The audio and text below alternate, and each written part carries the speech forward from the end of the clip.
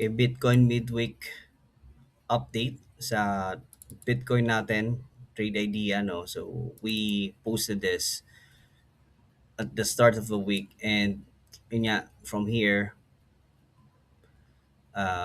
nag-entry tayo and nag-draw to lang siya ng konti, but it did not hit our stop loss. And until now, it's not hitting our stop loss. So the idea is you don't need to ride this all the way down to our target.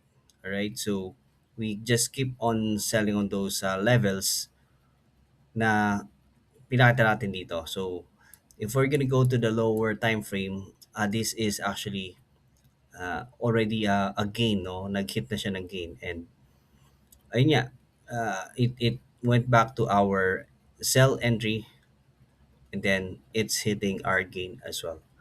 So you can actually set your target here. Okay, so with this kind of move, no, so it's actually a 1:5 risk to reward ratio, but if it's just here, it's still profitable. So it's 1:2 risk to reward ratio, so it's still okay. So that's for our Bitcoin. And if this went through, no, so umakyat siya pataas, no, and we're gonna sell here sa level na to, no, pag na-hit niya ito, yan, at 80,000, yan. Or you can actually target some higher sell entry level here near the resistance zone. Yan. If we're gonna look at the higher and longer time frame, yan, so 4 hours time frame, mas malaki talaga yung weight niya, no? And respected talaga yung mga levels. Yan.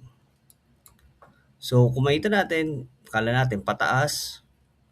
Yeah, maybe pataas yan, but not right now. Okay? So, bumubuelo pa yan. So, that's why we have the stop losses para pag dumiretso siya pataas, then we can we can take that loss and still come out profitable. So, if we are going to keep on selling here sa levels na to, and if we're gonna hit some stop loss, at least nakadalawa na tayo, no? Nakadalawang entry na tayo dito. Alright? So that's for our Bitcoin. Let's take a look at the other Ethereum. Okay? So this one, ay na nga, no?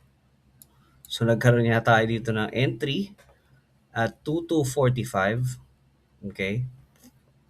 And ayun na, bumagsak na siya. Alright?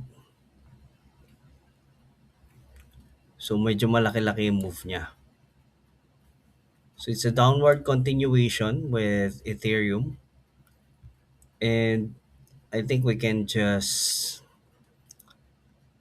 take this profit. Alright? Konti na lang eh. Yan. Actually, yun nga, no? Dalawa lang naman yung pinakita natin the start of the week. And okay na tayo dito with Bitcoin and Ethereum going down. Right? So this leverage trading at 0.01 lot size with Bitcoin. Yan. Balik tayo kay Bitcoin. At 0.01 lot size, ilagay natin. 0.01, not 0.1 ha. This move is actually, yan. So, dalawa yan. Almost, yung isa, yan.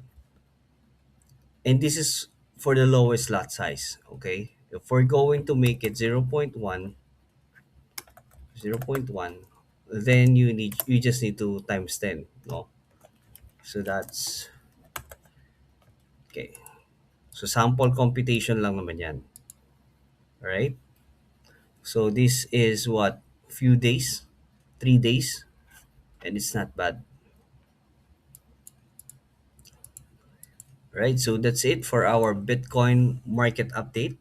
sa trade idea natin. So if you want to learn more about trading and want to learn more about the strategy, so I highly encourage you to join our Telegram community. So nandiyan lang yung link niya sa bio natin.